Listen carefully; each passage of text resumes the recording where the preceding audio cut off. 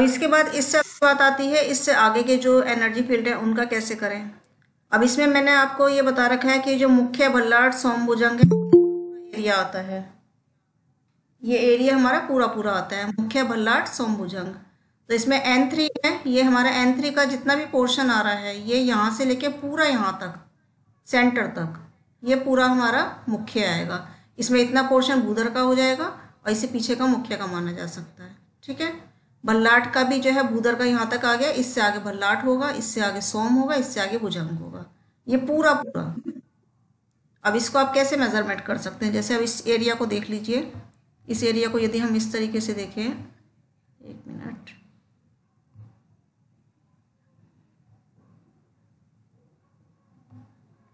अब हमें कोई चीज़ जो है हमें भल्लाट में रखनी है, भल्लाट को क्रिएट करने के लिए या मुख्य को क्रिएट करने के लिए हमें कोई चीज़ इसके फील्ड में रखना है और हमें चेक करना है मुख्य हमारे कहाँ पर आ रहा है।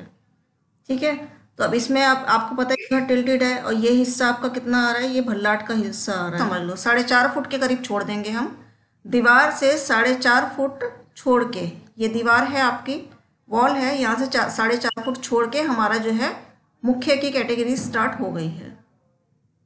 ठीक है, अब इसमें मुख्य में आपका जो है 1.5 फुट के करीब ये दिख रहा है आपको और 3 फुट के करीब ये दिख रहा है, यानी कि हम कह सकते हैं 4.5 फुट के करीब का एरिया ही हमारा मुख्य का आ रहा है। ठीक है ना, तो इसमें हम अब हमें मुख्य में कोई चीज़ रखनी है इसके एनर्जी फील्ड के लिए, तो हम इस एरिया में कहीं भी हम इसको, जो इसका भोजन है या जो भी इससे रिलेटेड कैटेगरी है वो हम इस एरिया में रख सकते हैं। समझ आ गई, तो ये आपका मुख्य भल्लाट समभुजंग सबका हो गया। इसी तरह आप ये देख रहे हैं जयंत है, ये महेंद्र है, ये सूर्य है, ये सत्य है।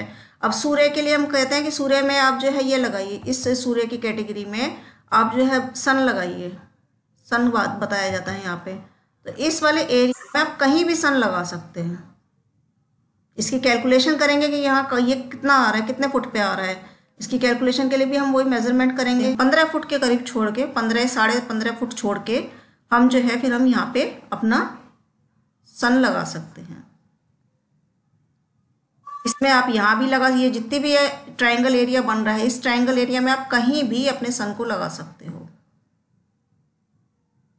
लेकिन होना E5 चाहिए। इंद्रदेव कहते हैं, इंद्रदेव हमें कहाँ पता है कि E4 में लगाते हैं, तो E4 का भी हमें पता है ये एरिया है।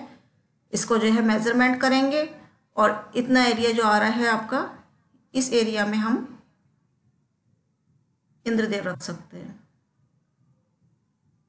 इस तरीके से इसकी कैलकुलेशन करी जाती है। अब इसके बाद जैसे अब ये तो मेन हो गए, और ये आपका जो है वितत, गृहस्थ, यम और गंधर्व, ये मेन 4 हो गए। और इसके वेस्ट में हो गए आपके सुग्रीव, पुष्पदंत, वरुण, असुर, ये तो 4 मेन हो गए। अब इसके बाद आते हैं छोटे छोटे, जैसे कि छोटे छोटे में आप कहते हैं N1 का रोग होता है, तो रोग की कैटेगरी, ये पहले वाला बॉक्स जो है ये रोग का होगा, दूसरा नाग का होगा।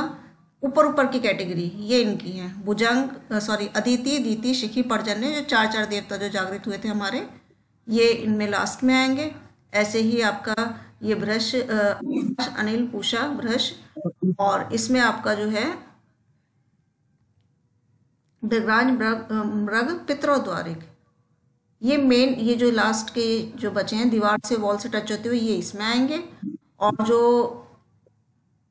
रुद्र, राजश्मा, बाकी जो हिस्से बचे हैं ये, जैसे राजश्मा के आपको पता है 2 पार्ट्स होते हैं, रोग और नाग, तो रोग और नाग का जो पूरा हिस्सा जो होगा ये आपका राजश्मा में आएगा।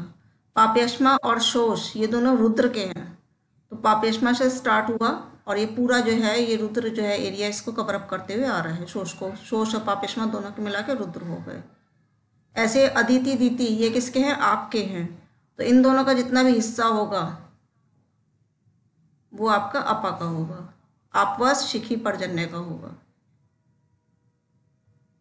समझ आ गई? हाँ जी। थोड़ी सी मेहनत का वर्कआउट है ये, लेकिन इसको एक बार आप अपने घर का आप बना लोगे फिर लाइफ टाइम आपका काम चलता रहता है इससे। जैसे हमें बूदर को क्रिएटिवेट करना है, इनकी जो जो भी, जैसे लाल थैली में आटा हम बताते हैं, बूदर में लाल थैली में आटा रखिए, तो यहाँ N1 से N8 तक कहीं भी आप लाल थैली में आटा रख सकते हो, लेकिन होना चाहिए बूदर को।